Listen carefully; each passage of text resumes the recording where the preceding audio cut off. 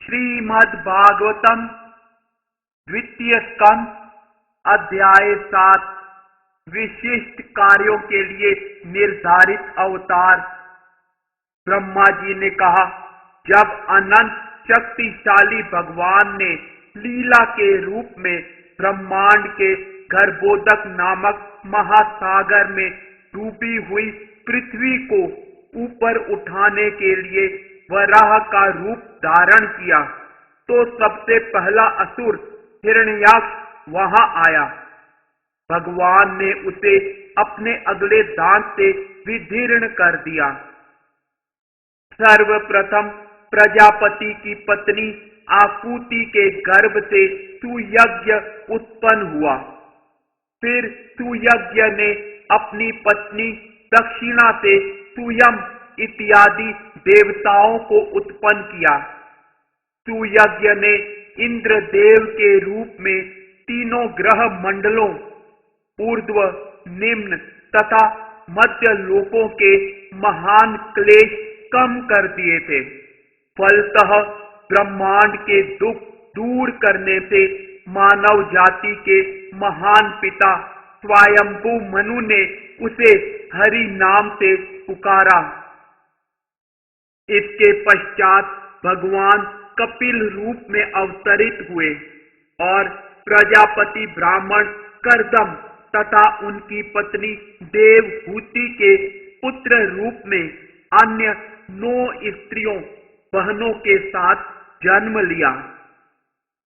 उन्होंने अपनी माता को आत्म साक्षात्कार के विषय में शिक्षा दी, जिससे वे उसी जीवन काल में भौतिक गुण रूपी कीचड़ से विमल हो गई और उन्होंने मुक्ति प्राप्त की, जो कपिल का मार्ग है। अत्रि महर्षि ने भगवान से संतान के लिए प्रार्थना की और उन्होंने प्रसन्न होकर स्वयं ही अत्रि के पुत्र दत्तात्रेय, दत्त अत्रि का पुत्र के रूप में अवतरित होने का वचन दिया और भगवान के चरण कमलों की कृपा से अनेक यदु, है इत्यादि अत्यंत पवित्र हुए और उन्होंने भौतिक तथा आध्यात्मिक दोनों ही वर प्राप्त किए। विभिन्न लोकों की उत्पत्ति करने के लिए मुझे तपस्या करनी पड़ी और तब भगवान मुझसे प्रसन्न होकर चारों कुमारों सनक कुमार, सनंदन तथा सनातन के रूप में अवतरित हुए।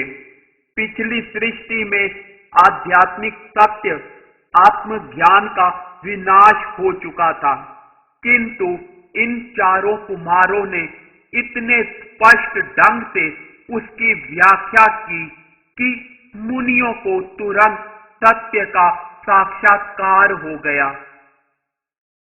उन्होंने अपनी तपस्या तथा आत्म संयम की विधि प्रदर्शित करने के लिए धर्म की पत्नी तथा दक्ष की पुत्री मूर्ति के गर्भ से नर तथा नारायण जुड़वे रूपों में जन्म लिया। कामदेव की सखियां स्वर्ग की सुंदरियां उनका व्रत भंग करने आईं, किंतु वे असफल रही, क्योंकि उन्हें भगवान के शरीर से अपने समान अनेक सुंदरियां उत्पन्न होती दिखाई पड़ी। शिव जैसे महापुरुष अपनी रोषपूर्ण चितवन से वासना काम को जीतकर उसे दंडित तो कर सकते हैं, किंतु वे स्वयं अपने क्रोध के अत्यधिक प्रभाव से मुक्त नहीं हो सकते। ऐसा क्रोध कभी भी उनके भगवान के हृदय में प्रवेश नहीं कर पाता, क्योंकि वे इन सब बातों से परे हैं। तो फिर भला उनके मन में काम को आश्रय कैसे प्राप्त हो सकता है? राजा की उपस्थिति में सौतेली माता के कटु वचनों से अपमानित होकर राजकुमार ध्रुव बालक होते हुए भी वन में कठिन तपस्या करने लगे और भगवान ने उनकी प्रार्थना से प्रसन्न होकर उन्हें ध्रुव लोक प्रदान किया, जिसकी पूजा ऊपर तथा नीचे के लोकों के सभी मुनि करते हैं। महाराज वेन कुमार्गगामी हो गया, अतः ब्राह्मणों ने वज्र शाप से उसे दंडित किया। इस प्रकार राजा वेन अपने सत्कर्मों तथा ऐश्वर्य के सहित भस्म हो गया और नरक के पथ पर जाने लगा। किंतु भगवान ने अपनी अहेतुकी कृपा से उसके पुत्र पृथु के रूप में अवतरित होकर शापित राजा वेन को नरक से उभारा और पृथ्वी का दोहन करके उससे सभी प्रकार की उपजे प्राप्त की। राजा नाभि की पत्नी सुदेवी के पुत्र के रूप में भगवान प्रकट हुए और ऋषभ देव कहलाए। अपने मन को समदर्शी बनाने के लिए उन्होंने जड़ योग साधना की। इस अवस्था को मुक्ति का सर्वोच्च सिद्ध पद भी माना जाता है, जिसमें मनुष्य अपने आत्मा में स्थित रहकर पूर्ण रूप से संतुष्ट रहता है। मेरे ब्रह्मा द्वारा संपन्न किए गए यज्ञ में भगवान हयग्रीव अवतार के रूप में प्रकट हुए।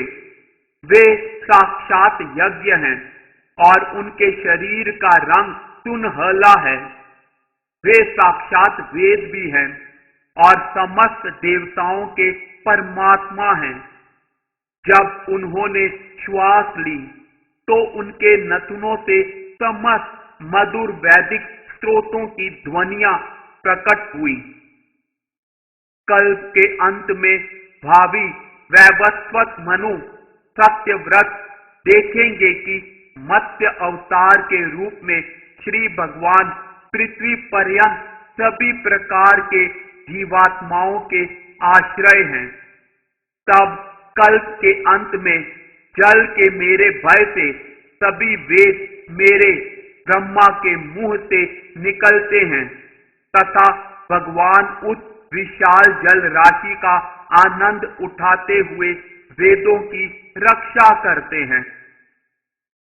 तब आदि भगवान मथानी की तरह उपयोग में लाए जा रहे मंदराचल पर्वत के लिए घुरी आश्रय स्थल के रूप में कच्छप रूप में अवतरित हुए। देवता तथा असुर अमृत निकालने के उद्देश्य से मंदराचल को मथानी बनाकर क्षीर सागर का मंथन कर रहे थे। यह पर्वत आगे पीछे घूम रहा था, जिससे भगवान कच्छप की पीठ पर रगड़ पड़ रही थी। तब वे अधजगी निद्रा में थे और खुजलाहट का अनुभव कर रहे थे। उनकी पीठ रगड़ी जाने लगी। श्री भगवान ने देवताओं के अधम्य भय को मिटाने के लिए नरसिंह देव का अवतार ग्रहण किया। उन्होंने असुरों के उस राजा हिरण्यकशिपु को अपनी जांघों पर रखकर अपने नाखूनों से विदीर्ण कर डाला, जो हाथ में गदा लेकर भगवान को ललकार रहा था। उस समय उनकी भौहें क्रोध से फड़क रही थी और उनके दांत तथा उनका मुख भयावने लग रहे थे। अत्यंत बलशाली मगर के द्वारा नदी के भीतर पांव पकड़ लिए जाने से हाथियों का नायक अत्यंत पीड़ित था। उसने अपनी सूंड में कमल का फूल लेकर भगवान को इस प्रकार संबोधित किया, हे आदि भोक्ता, हे ब्रह्मांड के स्वामी, हे उद्धारक, हे तीर्थ के समान विख्यात, आपके पवित्र नाम जो जपे जाने के योग्य हैं, उनके श्रवण मात्र से ही सभी लोग पवित्र हो जाते हैं। हाथी की पुकार सुनकर श्री भगवान को लगा कि उसे उनकी अविलंब सहायता की आवश्यकता है, क्योंकि वह घोर संकट में था। तब भगवान पक्षीराज गरुड़ के पंखों पर आसीन होकर अपने आयुध चक्र से सज्जित होकर वहां पर तुरंत प्रकट हुए। उन्होंने हाथी की रक्षा करने के लिए अपने चक्र से मगर के मुंह के खंड खंड कर दिए और हाथी को सूंड से पकड़कर उसे बाहर निकाल दिया। भगवान समस्त भौतिक गुणों से परे होते हुए भी अदिति के पुत्रों आदित्यों के गुणों से कहीं बढ़कर थे।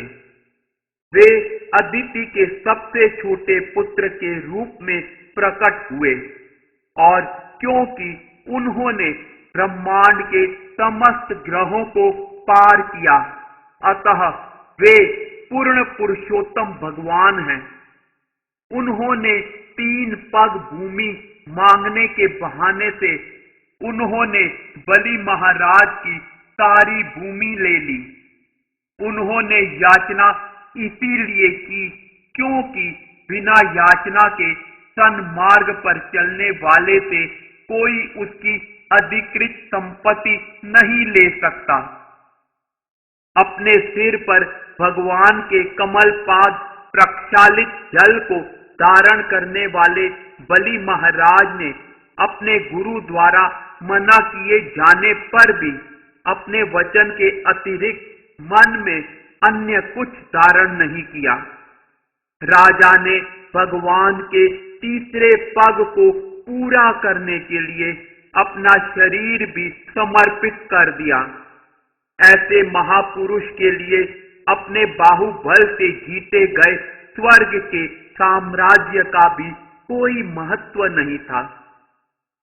हे नारद, तुम्हें श्री भगवान ने अपने हंसावतार में ईश्वर के विज्ञान तथा दिव्य प्रेममयी सेवा के विषय में शिक्षा दी थी। वे तुम्हारी अगाध भक्ति से अत्यधिक प्रसन्न हुए थे। उन्होंने तुम्हें भक्ति का पूरा विज्ञान भी अत्यंत सुबोध ढंग से समझाया था, जिसे केवल भगवान वासुदेव के प्रति पूर्ण समर्पित व्यक्ति ही समझ सकते हैं। भगवान ने मनु अवतार लिया और वे मनु वंश के वंशज बन गए।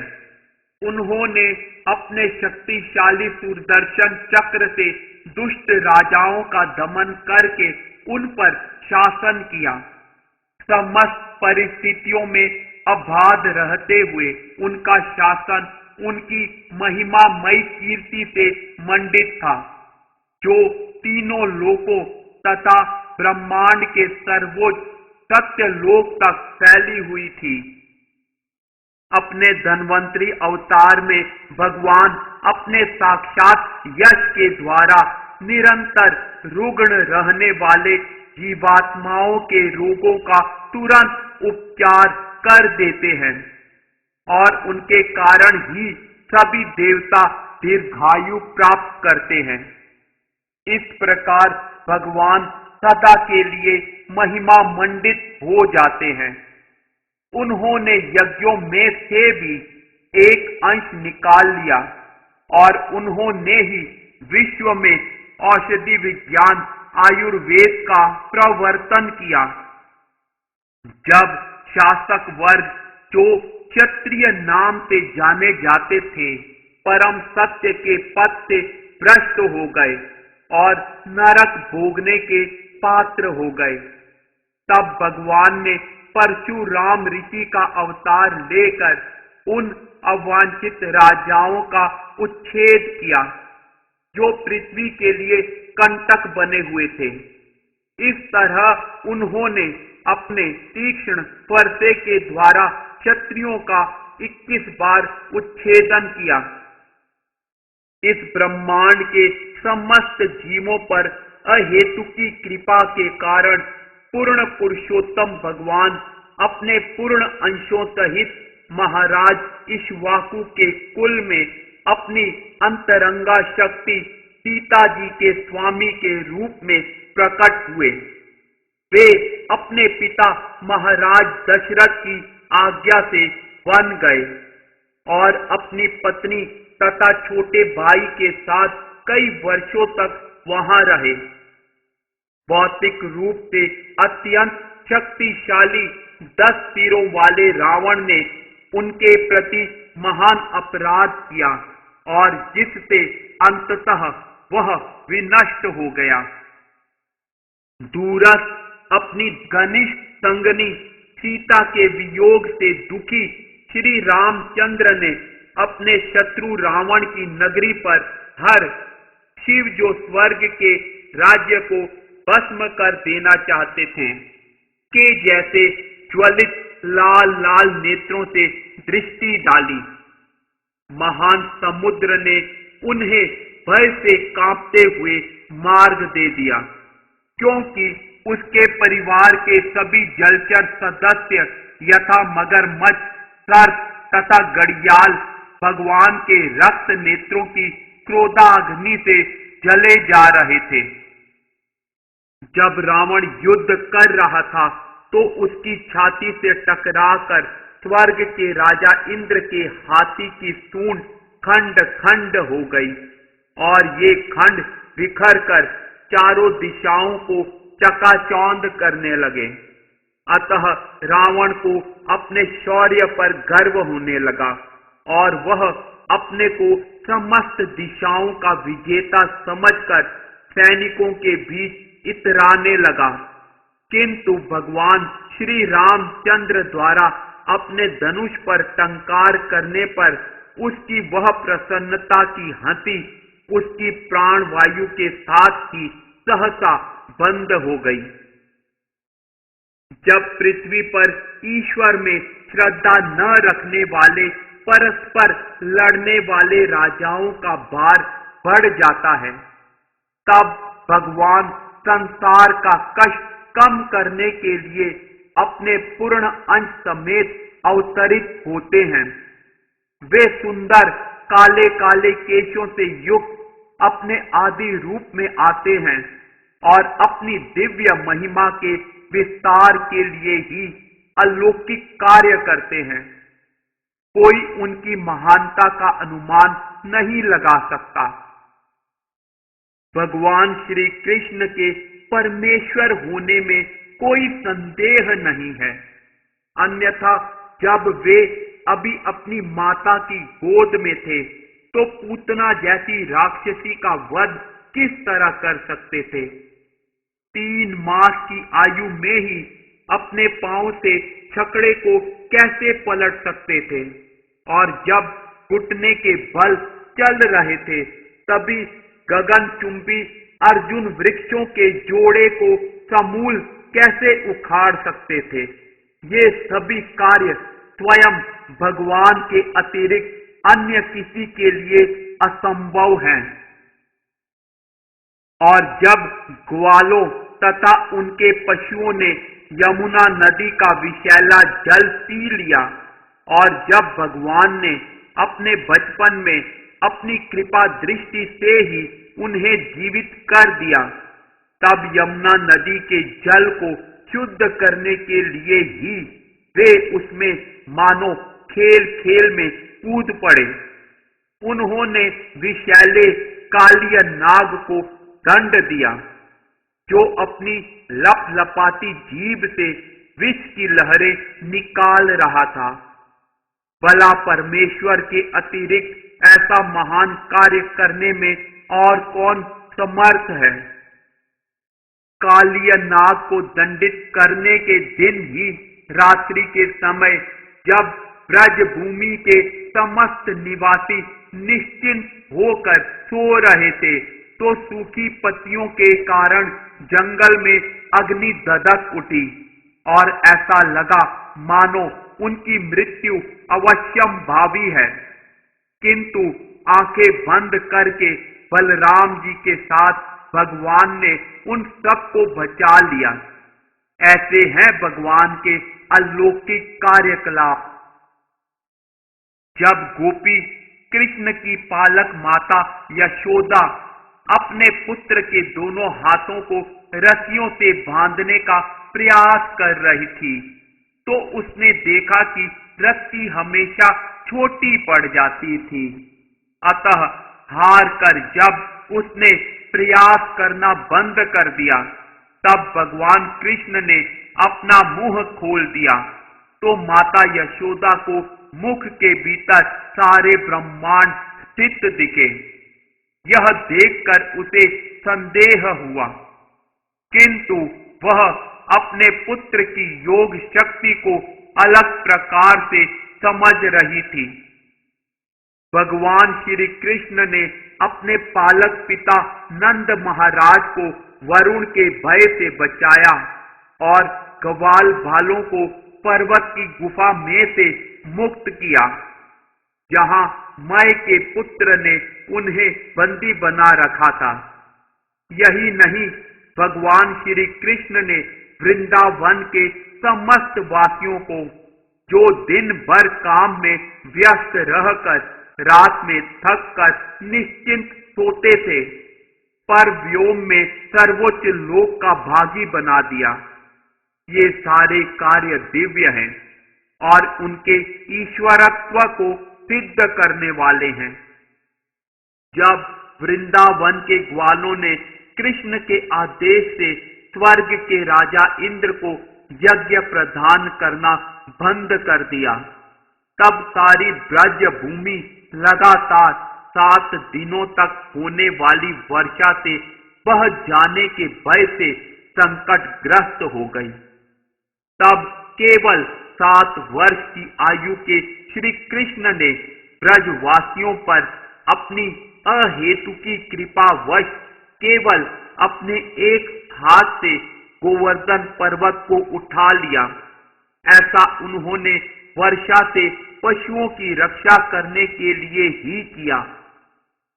जब भगवान वृंदावन वासियों की पत्नियों में अपने मधुर तथा सुरीले गीतों द्वारा कामोत्तेजना जागृत करते हुए वृंदावन में रास लीला में मग्न थे, तब कुबेर के एक धनी अनुचर शंखचूड़ नामक राक्षस द्वारा गोपियों का हरण किए जाने पर भगवान ने उसका सिर धड़ से अलग कर दिया। प्रलंब, धेनुक, बक, केशी, अरिश, चाणूर, मुष्टिक, कुवल्यापीड़ हाथी, कंस, यवन, नरकासुर तथा पौंड्रक जैसे असुर, शाल्व, द्विविध, वानर तथा भलबल, दंत वक्र, सातों सांड, शंबर, विदुरक तथा रुक्मी जैसे सिपह सालार तथा काम्भोज, मत्स्य, कुरु, त्रिंजय तथा केकय जैसे वीर योद्धा साक्षात हरि थे अथवा बलदेव, अर्जुन, भीम आदि नामों की आड़ में स्वयं श्री भगवान से भीषण युद्ध करेंगे और इस प्रकार से मारे गए सभी असुर या तो निर्विशेष ब्रह्म ज्योति को प्राप्त होंगे या वैकुंठ ग्रहों में स्थित भगवान के धाम को प्राप्त होंगे। सत्यवती के पुत्र व्यास देव के रूप में अवतरित होकर स्वयं भगवान वैदिक साहित्य के संग्रह को अल्पजीवी अल्पज्ञों के लिए कठिन समझकर वैदिक ज्ञान रूपी वृक्ष को युग विशेष की परिस्थितियों के अनुसार शाखाओं में विभाजित कर देंगे। जब नास्तिक लोग वैदिक विज्ञान में अत्यंत दक्ष बनकर महान विज्ञानी मय के द्वारा निर्मित श्रेष्ठ प्रक्षेपास्त्रों में चढ़कर आकाश में अदृश्य उड़ते हुए विभिन्न ग्रहों के निवासियों का संहार करेंगे, तो भगवान बुद्ध रूप में अत्यंत आकर्षक वेश धारण करके उनके मस्तिष्कों को मोह लेंगे और उन्हें उपधर्मों का उपदेश देंगे। तत्पश्चात कलियुग के अंत में जब तथाकथित संतों तथा 3 उच्च वर्गों के सम्माननीय मनुष्यों के घरों में भी ईश्वर की कथा नहीं होगी और जब सरकार की शक्ति निम्न कुल में उत्पन्न शूद्रों अथवा उनसे भी निम्न लोगों में से चुने गए मंत्रियों के हाथों में चली जाएगी और जब यज्ञ विधि के विषय में कुछ भी यहाँ तक कि शब्द के द्वारा भी ज्ञात नहीं रहेंगे, तो उस समय भगवान परम दंडदाता के रूप में प्रकट होंगे। सृष्टि के प्रारंभ में तपस्या मैं ब्रह्मा तथा जन्म देने वाले ऋषि प्रजापति रहते हैं। फिर सृष्टि के पालन के समय पर भगवान विष्णु नियामक देवता तथा विभिन्न ग्रहों के राजा रहते हैं, किंतु अंत काल में अधर्म बचा रहता है और रहते हैं शिव जी तथा क्रोधी नास्तिक इत्यादि। ये सब के सब परम शक्ति रूप भगवान की शक्ति के विभिन्न प्रतिनिधियों के रूप हैं। भला ऐसा कौन होगा जो विष्णु के पराक्रम का पूरी तरह से वर्णन कर सके, यहाँ तक कि वह विज्ञानी भी जिसने ब्रह्मांड के समस्त अणुओं के कणों की गणना की होगी, वह भी ऐसा नहीं कर सकता। वे ही एकमात्र ऐसे हैं जिन्होंने त्रिविक्रम के रूप में जब अपने पांव को बिना प्रयास के सर्वोच्च लोक सत्य लोक से भी आगे प्रकृति के तीनों गुणों की साम्यावस्था तक बढ़ाया था, तो सारा ब्रह्मांड हिलने लगा था।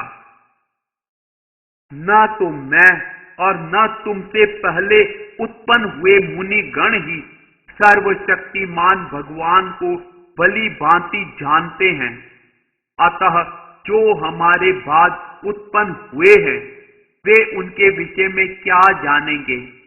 यहाँ तक कि भगवान के प्रथम अवतार शेष भी जो अपने 1,000 मुखों से भगवान के गुणों का वर्णन करते रहते हैं, ऐसे ज्ञान का अंत नहीं पा सके हैं। किंतु यदि भगवान की सेवा में निश्चल भाव से आत्मसमर्पण करने से परमेश्वर की किसी पर विशेष कृपा होती है, तो वह माया के दुर्लंघ्य सागर को पार कर सकता है और भगवान को जान पाता है। किंतु जिसे अंत में कुत्तों तथा सियारों का भोजन बनना है, ऐसे इस शरीर के प्रति जो आसक्त है, वे ऐसा नहीं कर पाते।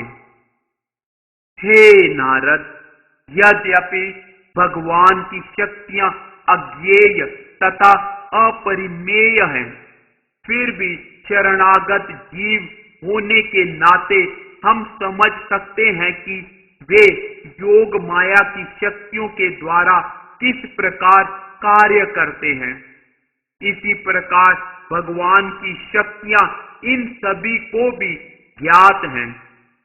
सर्वशक्तिमान शिव नास्तिक कुल के महान राजा प्रहलाद महाराज, स्वयंभू मनु, उनकी पत्नी शतरूपा, उनके पुत्र तथा पुत्रियां यथा प्रियव्रत, उत्तानपाद, आकुति, देवहूति तथा प्रसूति, प्राचीन बरही, रिबु, वेन के पिता अंग, महाराज ध्रुव, इक्ष्वाकु, एल, मुचुकुंद, महाराज जनक, गादी, रघु, अम्बरीश, सगर, गय, नाहुष, मानदाता, अलर्क, शतधनु, अनु, रंतिदेव, भीष्म, बलि, अमूर्त्य रय, दिलीप, सौबरी, उत्कंठ, शिबी, देवल,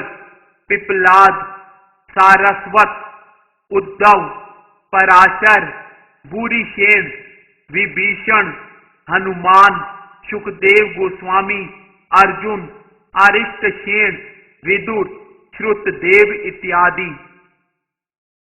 पापी जीवन बिताने वाले समुदायों में से भी शरणागत लोग जैसे स्त्री, शूद्र, हूण, पर्वती लोग तथा शबर, साइबेरियावासी, यहाँ तक कि पशु पक्षी भी भगवत विज्ञान के विषय में जान सकते हैं। वे भगवान के शुद्ध भक्तों की शरण में जाकर तथा भक्ति पथ पर उनके पद चिन्हों का अनुसरण करके माया के चंगुल से छूट जाते हैं। परम ब्रह्म के रूप में जिनकी अनुभूति की जाती है वे शोक रहित असीम आनंद से युक्त हैं। यह निश्चय ही परम भोक्ता भगवान की अंतिम अवस्था है। वे शाश्वत रूप में सारे विघ्नों से रहित तथा निर्भय हैं। वे पदार्थ नहीं अपितु परिपूर्ण चेतना हैं। वे संदूषण मुक्त हैं, भेद रहित हैं और समस्त कारणों तथा कार्यों का आदि कारण हैं, जिनमें सकाम कर्मों के लिए न तो यज्ञ करना होता है और न जिनके सामने माया ठहरती है।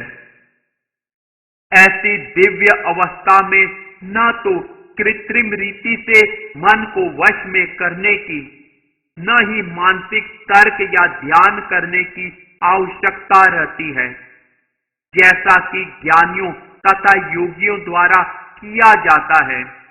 मनुष्य ऐसी विधियों को उसी प्रकार त्याग देता है जिस प्रकार स्वर्ग का राजा इंद्र कुआं खोदने का कष्ट नहीं उठाता। जो कुछ भी कल्याणकर है उसके परम स्वामी भगवान हैं, क्योंकि जीवात्मा जो भी कर्म करता है, चाहे वे भौतिक अवस्था में अथवा आध्यात्मिक अवस्था में किए जाएं, सबका फल देने वाले भगवान हैं। इस प्रकार वे ही अंतिम लाभ प्रदान करने वाले हैं।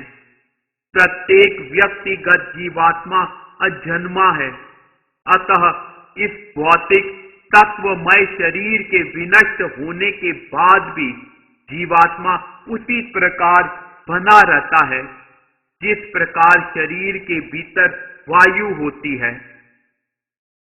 हे प्रिय पुत्र, मैंने तुम्हें संक्षेप में प्रकट जगतों के सत्रष्टा पूर्ण पुरुषोत्तम भगवान के विषय में बतलाया है।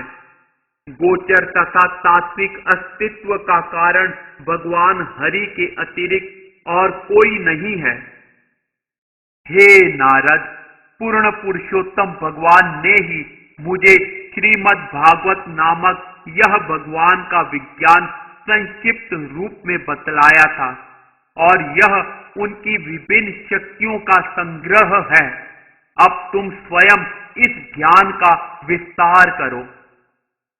कृपया तुम इस भगवत विज्ञान का संकल्प पूर्वक इस विधि से वर्णन करो जिससे कि सभी मनुष्य प्रत्येक जीव के परमात्मा तथा समस्त शक्तियों के आधार स्वरूप भगवान हरि के प्रति दिव्य भक्ति उत्पन्न कर सकें। विभिन्न शक्तियों से संबंधित भगवान के कार्यकलापों का वर्णन, उनकी प्रशंसा तथा उनका श्रवण परमेश्वर की शिक्षाओं के अनुसार होना चाहिए। यदि नियमित रूप से श्रद्धा तथा सम्मान पूर्वक ऐसा किया जाता है तो मनुष्य निश्चित रूप से भगवान की भ्रामक शक्ति माया से उबर जाता है। इस प्रकार श्रीमद् भागवत के द्वितीय स्कंद के अंतर्गत विशिष्ट कार्यों के लिए निर्धारित अवतार नामक 7वें अध्याय के भक्ति वेदांत तात्पर्य पूर्ण हुए।